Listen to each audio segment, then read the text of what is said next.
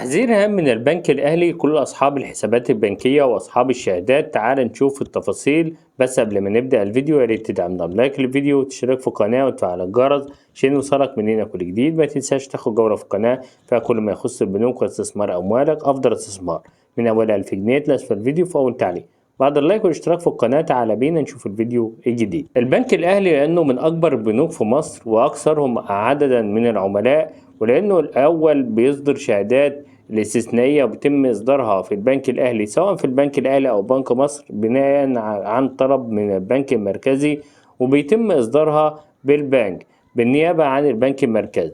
والشهادات الاستثنائية ده للناس اللي ما تعرفهاش هي شهادات بيتم إصدارها فترة قصيرة زي مدة سنة أو سنة ونصف، وهذه الشهادات شاهدناها زي شهادات 18% السابقة، وأيضا شهادات 25% الحالية اللي هيتم استحقاقها بداية من شهر يناير القادم.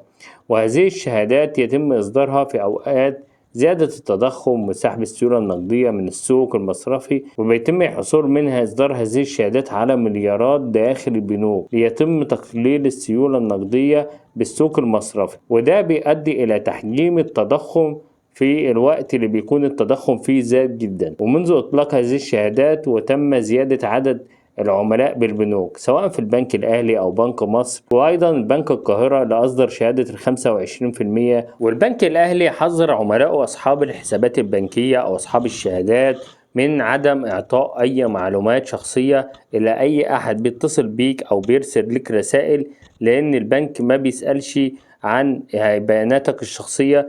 وفي حالة حدوث ذلك يجب عليك الاتصال فورا بالبنك لاتخاذ التدابير الأمنية للبطاقة أو التوجه فورا لأقرب فرع من فروع البنك لتأمين حساباتكم الشخصية. فيجب عليك الحذر من جميع الرسائل وأيضا بعض الروابط الإلكترونية اللي بتترسل لك حتى لا تتعرضوا إلى سرقة أموالكم وضياع أموالكم. كل ده تحذير من البنك الأهلي لكل عملائه. فما تنساش مشاركة الفيديو على كل أصحابك لتعم الفائدة، وما تنساش الاشتراك وتفعيل الجرس. ومع اقتراب باجتماع البنك المركزي بنفكرك باشتراك في القناة.